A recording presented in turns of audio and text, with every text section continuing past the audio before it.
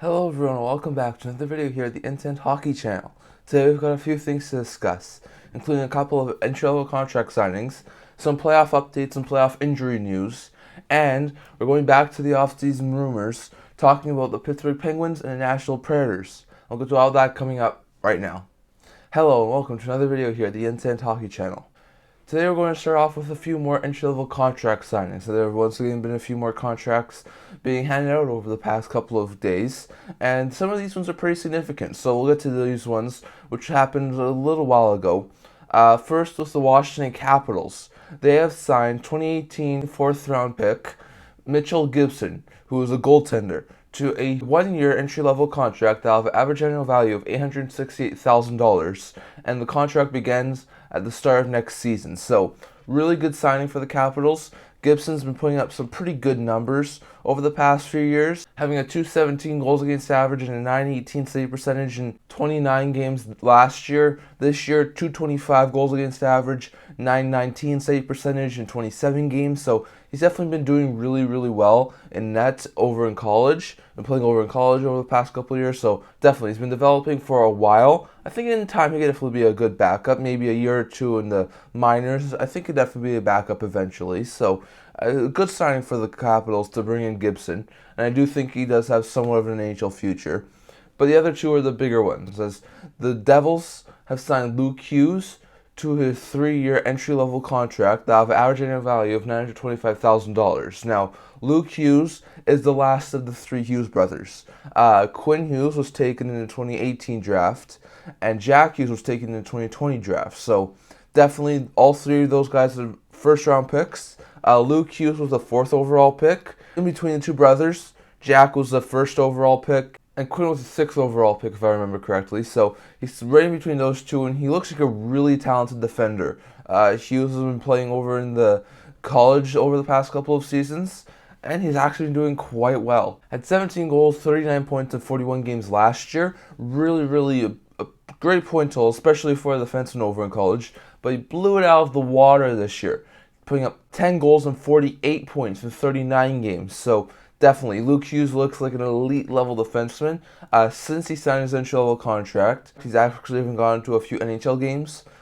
He's gotten into 2 regular season games, putting up a goal and an assist. No playoff games as of right now, and the contract did kick in at the start of this year, so he can definitely play at any point in the playoffs. So great news to see him get a couple of points in his first 2 games, and for Hughes, he's definitely going to be an NHL defender. He's an elite level defenseman. It would not surprise me at all if he was already a top 4 defenseman as early as next year. So for Hughes, really good signing. He's definitely going to be a huge piece of that Devils blue line in the next few years, and I think definitely that's a really big win for the Devils to get him signed. So definitely really great news to see Hughes get signed. He's joined his brother Jack over in Jersey, so there's now 2 Hughes brothers in Jersey, and he's definitely going to be an elite level defenseman. So just a really great signing for the Devils. And finally here with Matthew Knies, as the Toronto Maple Leafs has signed 2021 second rounder Matthew Knies to a 3-year entry-level contract that will have an average annual value of $925,000, and the deal will begin this year. So Knies, another really talented player who had been playing over in college. Last year, pretty good job in the point total, putting up 15 goals, 33 points, 33 games, a point per game mark.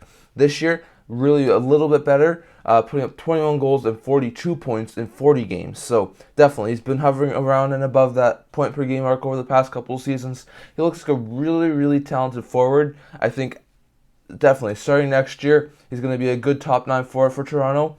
Going forward, he should definitely be a good top 9 forward. So good to see him get signed. Just going to be a really big piece of that Toronto forward group. He is a left winger, so he could definitely help on the wing for the Toronto Maple Leafs. And on top of that, the 2021 second rounder also got into 3 regular season games before the season end and put up an assist. So definitely, he's already had some NHL action as well. He didn't play in Game 1 for the Maple Leafs again in their playoff series against the Bulls, but there's some talk that he could draw into the lineup for Game 2. So that could be an interesting thing to see Knies make his playoff debut, but it could really help the Leafs, as I think he's a really good piece on that forward group. So good to see Knies get signed. He's going to help that Leafs team both now possibly in the playoffs and definitely in the future as a good top 9 forward. Luke Hughes, Great signing by Jersey. That's their third Hughes brothers, the second in New Jersey. Hughes has a bright future, is a really good, talented top 4 offensive defenseman, so good to see him get signed. Maybe he could get into a game or two of NHL action in playoffs as well. And on top of those two, you also have Mitchell Gibson, who I think is the lower of the 3 signings, but definitely Gibson, good goaltender. Seems like he does have a future as an NHL backup, probably only a year or two in minors, but still, good signing by the Capitals to get some more goaltending depth in Gibson. And I think all 3 of these teams have done really well signing their provincial level contracts. Now, going over to the playoff update part of the video. So, oh my goodness, we've had a lot of really great stuff so far in the playoffs. There have been 4 series who have gone to 2 games so far, 4 series who have only gone 1. I know if some of you guys looked at some of my predictions for my last video, I know I did make some bold predictions, but man, it just doesn't look like all of my predictions are going to come true. So, if you look at all these series, let's start with the 1-game ones. Game 2's go on tonight for these 4 series. Rangers beat the Devils 5-1 in Game 1. I do expect that this is going to be a really tight, competitive affair. We saw that Shesterkin did really good, so not too surprising the Rangers took Game 1. It's going to be interesting to see who takes Game 2 tonight. The Toronto Maple Leafs got pounded by the Tampa Bay Lightning 7-3 in the opener. I definitely hope that Toronto can hold it down together and try and claw their way back into the series. I know I picked them in 7, so definitely hope that they do wind up winning tonight's game. You got the Winnipeg Jets with a couple of empty net goals, be the Vegas Golden Knights. They're up in the series 1-0. Did not pick that. I did pick Vegas in 5, so if my prediction has any shot at being correct, the Knights are going to have to win 4 in a row. So definitely, the Knights did not look good at all in Game 1. Hopefully, they can be a little bit better in Game 2. And then you had the surprising one, which was Seattle ousting Colorado 3-1 in Game 1, which was really surprising, but really great. So it does show that Seattle can beat Colorado. Maybe my Seattle over Colorado pick isn't too far out there, but still, Seattle over Colorado is a long shot. So it's going to be interesting to see if Seattle can take that crucial 2-0 lead, or if this is a 1-0 series heading back to Seattle. As for the other 4 series that have reached the 2-game mark, only one of them is a 2-0 series. That is Carolina. The Hurricanes, thanks to a close 2-1 in Game 1 and then an overtime 4-3 victory in Game 2, they were able to really eke out of tight games and win both of them. So Canes are up 2-0 heading to New York, something I was not expecting. I did say Islanders in 5, so the Islanders still can win if they can win 4 of the next 5 games. Or if the Canes win 2 of the next 3, they will beat the Islanders in 5. So I could still get the games right, I could still get the team right, but I just can't get both right in the Carolina-NYI series. But if you also look at some other things, you got the Boston Bruins and the Florida Panthers. Really good games from both sides. In Game 1, Boston was able to come away with a victory. They narrowly defeated the Florida Panthers. Both goalies played well. Boston was able to get the 3-1 victory. If you look at the Florida Panthers in Game 2, they were able to get Sam Bennett back from injury, which we'll get to in a second, and he really did help that Florida team. They were able to double up the Bruins 6-3, so that was a huge game for them, and that series was 1-1, so definitely really, really good. I did pick Bruins in 6, so being at 1-1 going back to Florida I don't think is too surprising, and I do think Boston's definitely going to have to change up some things going back to Florida. You got the Minnesota Wild and Dallas Stars. The first game, really close. It went to double overtime. Remember, in the playoffs, overtime, sudden death. So it's whenever someone scores. So it took up to double overtime. But Ryan Hartman got the game winner to give the Wild the 3-2 double overtime victory to give the Wild the 1-0 series lead. As for the Dallas Stars, they came out firing yesterday. They got out to a huge lead. The Wild did make it close at one point. They did make it a 1-goal game at some point. But then the Stars pulled away, and the Stars ended up beating the Wild last night 7-3, so definitely not a great showing for the Wild. Definitely going to have to go back to the drawing board, but definitely 1-1 series. I expected this one to be tight. I expected the Stars to win this one in 6, so not surprised it's 1-1 going back to Minnesota.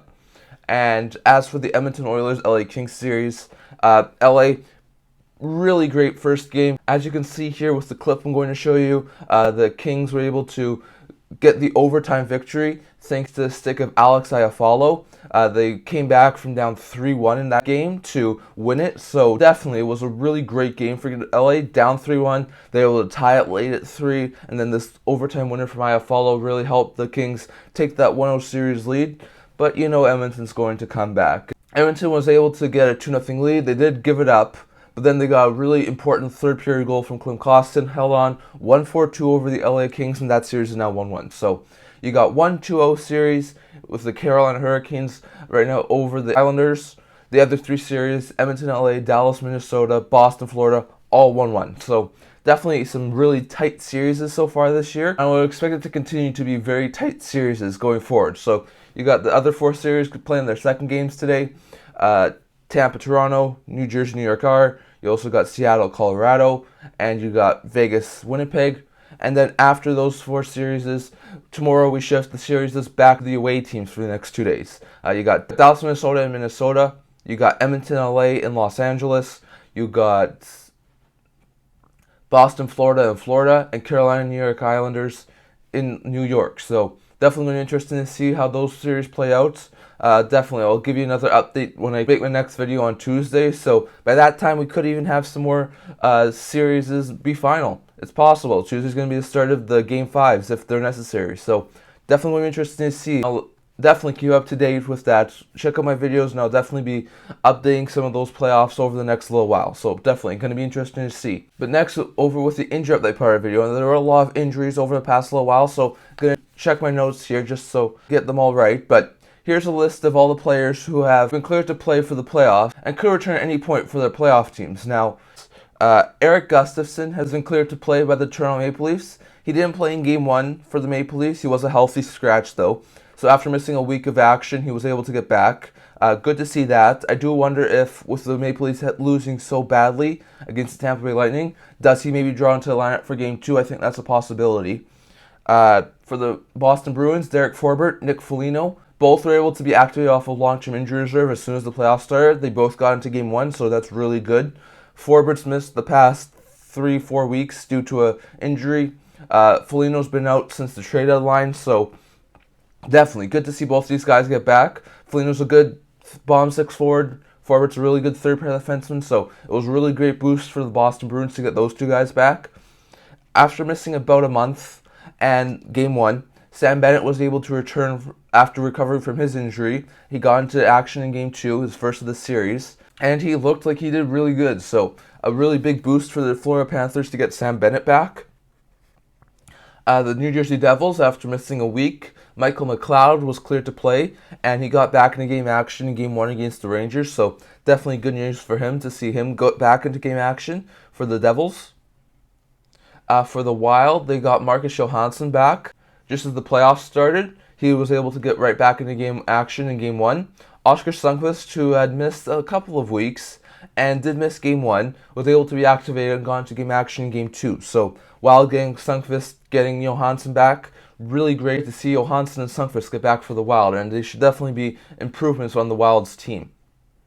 You've also got Alex Edler and Gabe Vilardi who were activated. Edler was able to return in Game 1. Vilardi did miss Game 1. He had been out for about 3 weeks, but he was able to return in Game 2. So really great improvement for the LA Kings. Edler's a really good third pair defenseman. Vilardi's a really good middle six scoring forwards.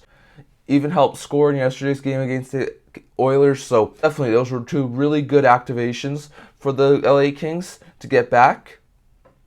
Then you got the Vegas Golden Knights. They were able to get Zach Whitecloud and activate Mark Stone off of injury reserve and get both those guys back into the lineup. So both really big players for that team.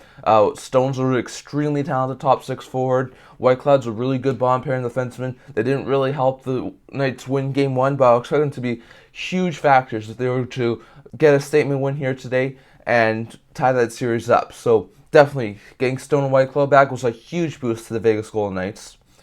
For the Jets, they got Kevin Stenlund back. Not a big name, a good bottom six forward, but still a good guy who could definitely be producing some offense in the bottom six. So good news for the Jets to get Stenlund back. The Kraken were able to get Sprong and Jones back before the playoffs started. Sprong went back into a bottom six role, still a really talented fourth line forward, and he's definitely done really well this year. Martin Jones went right back into the backup crease, backing up Grubauer in Game 1, so don't think those two are too much of a surprise, and I would definitely say it was a really big boost for the Kraken to get both those guys back. And lastly here with the Avalanche, They got Cale Makar, Dennis Mulligan, and Josh Manson all back from their injuries. Makar had only been out for about a week and a half. Mulligan had only been out for about a week due to their injuries, so good to see those guys get back. Manson had been out for just over a month, so not great news to see him out for so long, but it was really great to see him go straight back into the lineup once the playoffs started. So great news for the Avalanche to get these guys back. Now let's go over to the injuries. There were definitely a few players who have been injured or are still suffering from injuries right now for these teams. We'll start with the Carolina Hurricanes. Teuvo Teravainen has suffered an upper body injury that's going to be out for an unknown period of time. There's a lot of concern that it's a hand injury that may require surgery, and he could be out for a very long period of time. So that's not great news for Carolina. We already know that a guy like Max Pacioretty and Andrei Svechnikov are both out right now due to injuries. That's a huge piece of their scoring. If they lose Teravainen, those are a huge piece of their scoring. Now, they have a 2-0 lead against the Islanders. I would not say they're in any trouble right now of losing to the Islanders. That power play has been special for them. But if they were to go into a next round series against a team like a New York Rangers or New Jersey Devils, when they're going to need a lot more scoring, they may have problems. So definitely going to be interesting to see how long Teravainen is going to be out. Next, over here, you got Patrice Bergeron. He suffered an undisclosed injury. He's currently day-to-day right now. He missed the season finale due to an injury. He's now out right now due to injuries as well. So definitely not great news to see him miss both the first games in Boston. I do wonder if he's maybe able to get back at some point in Florida for game 3 or 4. But it's definitely interesting to see. I think Bergeron's a really big piece of that team. So losing him for any period of time, not overly ideal for the Bruins. Now, there's a lot of injury news right now with the Tampa Bay Lightning. So, Tanner Jeannot missed Game 1 due to an undisclosed injury. Still day-to-day right now. There's some talk that he could return eventually at some point. May be able to return as early as today for the Tampa Bay Lightning, but it's only a slight chance. So, he may have to wait until the series shifts back to Tampa. But definitely going to be interesting to see when Jeannot gets back. And then there was a really bad injury scare for the Tampa Bay Lightning. In Game 1, when the Bolts won 7-3, they definitely got really beaten up in that game. You look at Victor Hedman, he left after the first period, did not return. Currently listed as a game-time decision for tonight's game due to an undisclosed injury. Definitely, I think it's quite possible he does play, but just not great news that he was not able to finish the last 2 periods of Game 1 for the Lightning. And then after the Leafs started to go down, Jake McCabe laid a huge hit on Michael Eismont. And Michael Bunting laid a pretty bad hit on Bolts defenseman Eric Chernak. Now that hit got him a 3-game suspension, and I'm quite surprised that it's a 3-game suspension and not a 2-game suspension, but definitely. So Bunting's going to be out for the next 3 games. But as for Chernak and Eismont, who both took big hits from Bunting and McCabe in that Leafs-Bolts game, they're both going to be out for tonight's game, and they're both day-to-day. Chernak has an upper body injury, Eismont an undisclosed injury. So not great news for the Bolts, and hopefully those guys can recover in the near future and they're not out for an overly long period of time. Then you got the Minnesota Wild. They got Ryan Hartman, who was the overtime hero in Game 1, won the overtime game for the Minnesota Wild in Game 1. He suffered an injury in that game and was kept out of Game 2 against the Stars. So not great news. Hopefully he can return at Game 3 or Game 4 for Minnesota. He's a really big piece of that top 9. So not great news to lose him for any significant period of time. You got Nikolai Ehlers. Currently has an upper body injury, is out day-to-day right now. Ehlers was rumored to possibly be in the lineup for Game 1 for the Jets. Did not happen. It's possible he plays Game 2, maybe Game 3, but it definitely looks like Ehlers is close to returning to the lineup, so definitely going to be interesting to see when he gets back. You got Joe Pavelski. Now I'm going to show you a clip here as well. The video credit is via Sportsnet, but as you can see, Pavelski took a big hit in Game 1 from Matt Dumba, just a really bad big hit. It was not a major on the play, which I'm quite surprised. But still, really big hit from Pavelski. He's currently listed, as you can probably tell, with a concussion. He's currently out for an unknown period of time, so just not great news. Pavelski is a real big leader for Dallas, both in a leadership role and putting up points. So just not great news to see him go down with the injury, and hopefully he's not out for an overly long period of time. But as you can see by that big hit, it's really, really quite possible that he could be out for a very long period of time.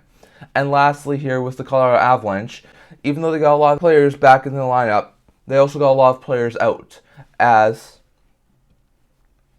Darren Helm and Jack Johnson both have lower body injuries in their day-to-day, and Andrew Cogliano has an upper body injury in his day-to-day. So all three of them day-to-day, I think they could be back in like either tonight's game against the Kraken or Game 3 on Saturday. I think that's possible, but I'm not going to say it's a guarantee. So definitely when you're interested to see when those guys can get back, as Cogliano and Helm are really good bottom six forwards for the Avs, and Jack Johnson's a good third pair defenseman. So just not great news to see those guys go down with an injury, and hopefully those guys can return in the not too distant future. But that's all the injury updates we're going to talk about for today. That's all the injuries that have happened so far in the playoffs. We're probably going to have a little bit more getting activated and getting back into game action, and probably a little bit more players being injured and going out of game action for at least a game or two. So, once again, we'll update that on Tuesday when I do my next video. But that's all the injury updates I want to talk about for today. And lastly, we go over to the off-season update part of the video. There's definitely a few things I want to get to here. We'll start with the Pittsburgh Penguins. Definitely, they had a really good season this year. They just wound up missing the playoffs.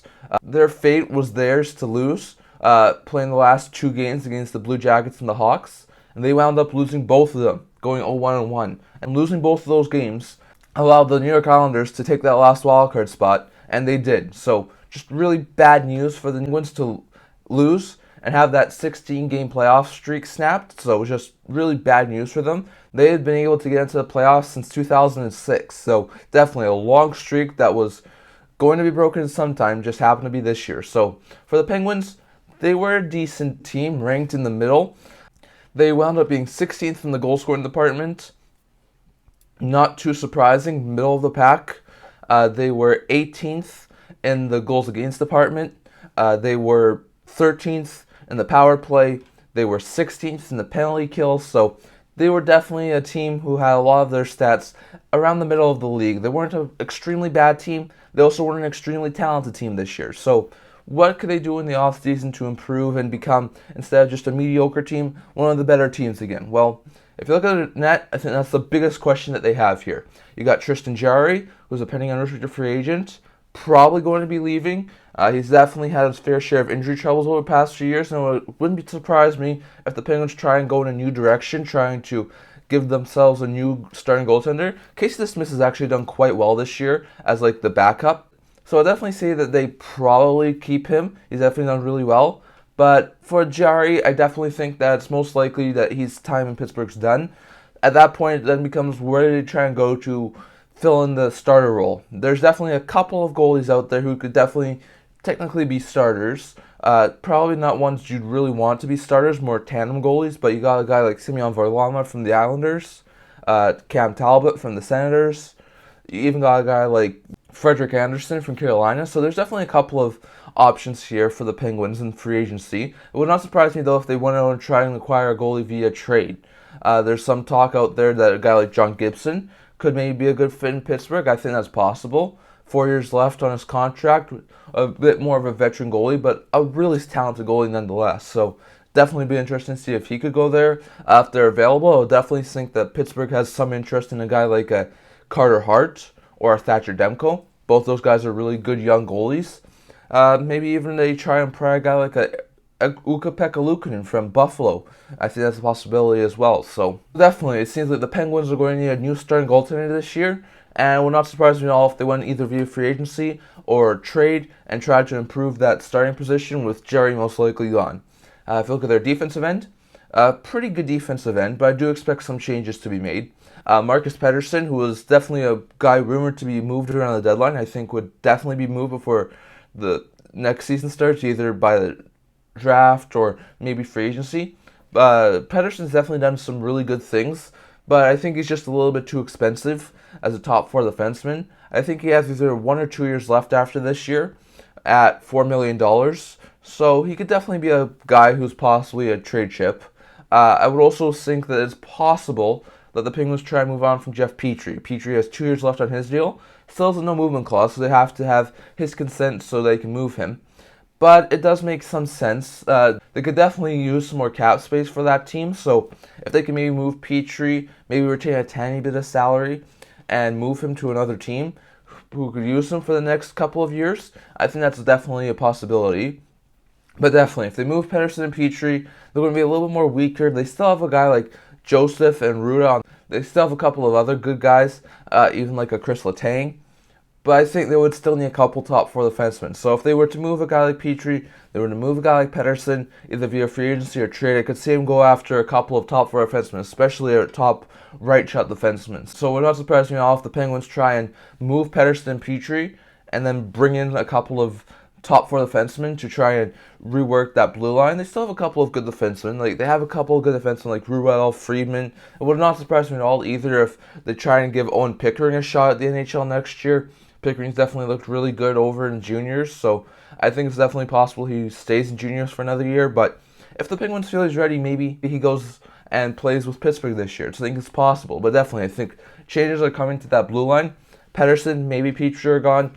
Definitely some top four additions, in my opinion, should be added. And on their forward group, they still have that high-level talent. They have a guy like Gensel who's going to need an extension after this year. Crosby, Malkin, Raquel, Rust. That's still an extremely talented top six.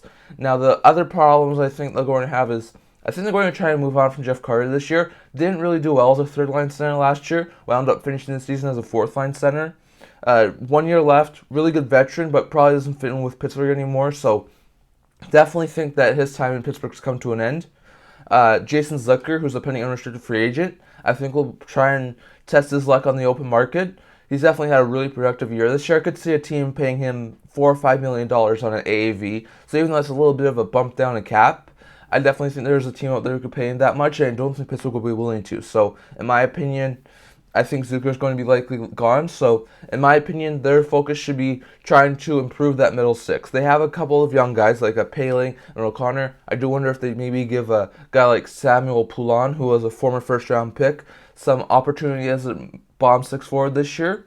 But I also could see him trying to sign a couple of veterans. We saw late last year how the third line of Jeff Carter, Brock McGinn, Kasperi Kapanen did not do well. That's why Kasperi Kapanen was gone via waivers to the Blues, and McGinn was traded to Anaheim in the Kulikov deal. So I definitely think they're going to try and improve that middle six. I think they could try and look for a top six winger to play with a guy like Malkin. We did hear some rumblings about maybe a Malkin or a Besser from Vancouver at the trade line. I do wonder if those talks may pick up to try and improve that top six. If they're looking at free agency, maybe a guy like James Van Riemsdyk or Vladimir Tarasenko could help the Penguins. But definitely, if they can sign maybe one top six forward, maybe one or two third line forwards, I think this Penguins team could definitely be challenging for a playoff spot again next year. So definitely, if they can improve their starting goaltending position, maybe bring in a new starter, move on from Pettersson, maybe Petrie, bring in a couple of top four defensemen either via free agency or trades. If they can move on from Jeff Carter, they probably won't bring back Jason Zucker and then bring in a couple of middle six wingers. I think that team could definitely do really well this year. And I think even though they just missed out this year, as long as you have Sidney Crosby, you're going to be a competitive team. So I definitely think that they'll still be a competitive team next year and should continue to fight for a playoff spot. But I think if they do this in the offseason, they should definitely be a little bit more closer to being that playoff team. And lastly, with the Nashville Predators here. Now, the Predators actually didn't do overly bad. Nashville is actually a top 10 team in the defensive department this year. They were just out of the top 5, 6th right now on the penalty kill. So they've definitely had a really good defensive structure so far in the last couple of years.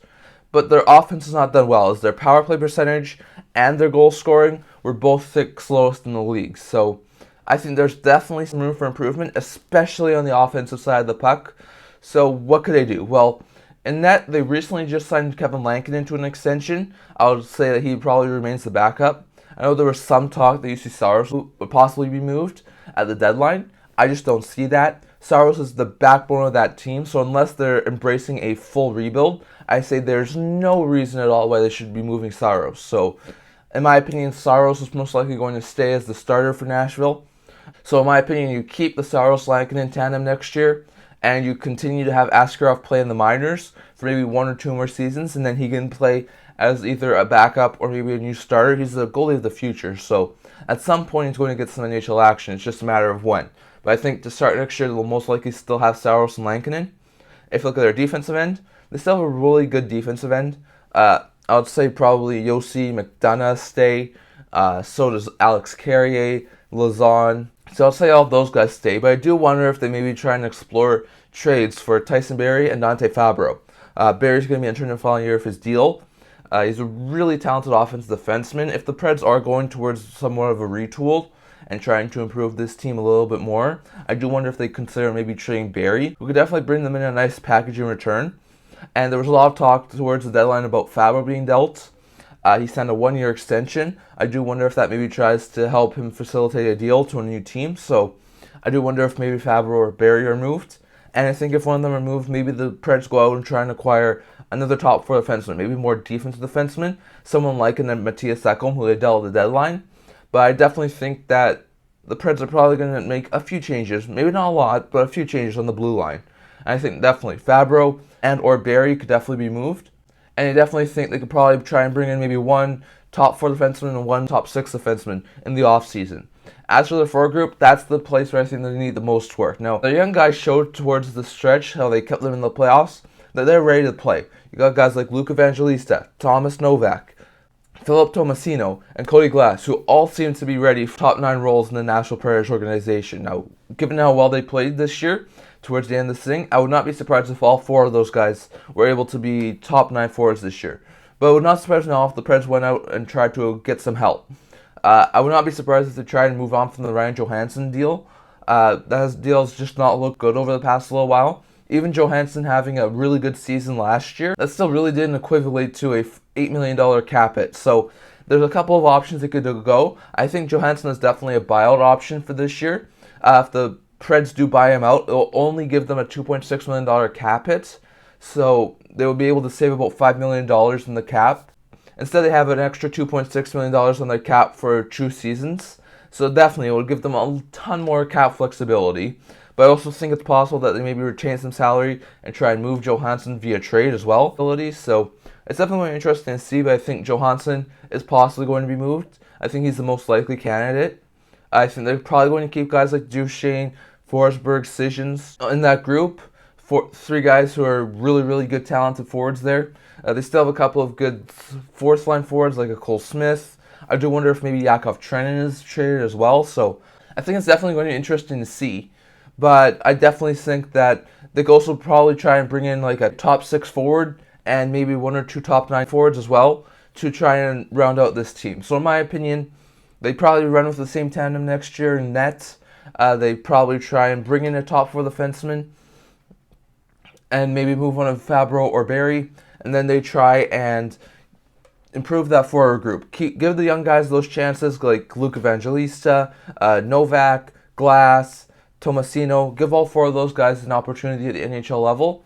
And then go out via free agency or via trade and sign a couple of players who can play in that top 9, maybe even top 6. Like a Tarasenko, a James Van Riemsdyk, Max Pacioretty. So yeah, there's definitely some options out there via trade and via free agency where the Predators could definitely improve that top 9 and make themselves lethal again next year. So Preds definitely did really good this year. They relied on the younger guys a lot, but they were able to show that they could definitely be a good team with all those young players. I think if they can round out that roster, guys like Forsberg and Duchesne are healthy, they improve that defensive end, they get some more scoring help, adding some more pieces on the forward group, I think this team could definitely challenge for a playoff spot next year. And it would not surprise me at all if they made some of these changes that they wound up making the playoffs next year. So that's all for the Predators. Now, I would definitely like to hear what your thoughts are down in the comments. What does Pittsburgh have to do in the offseason to try and improve that team so they can get Crosby back to the playoffs? And what do the Nashville Predators have to do in the offseason, maybe on that forward group, to retool that, maybe just give their young guys a little bit more of an opportunity to try and push that team back into the playoff spot as well. So definitely going to be interesting to see. I would like to hear your thoughts on both the Penguins and the Predators down in the comments. But that's all I'm going to talk about for today. So remember to like this video and subscribe. I also do a blog, which I'll leave a link to that in the description below. And I can't wait to see you guys all for the next video. See you guys soon.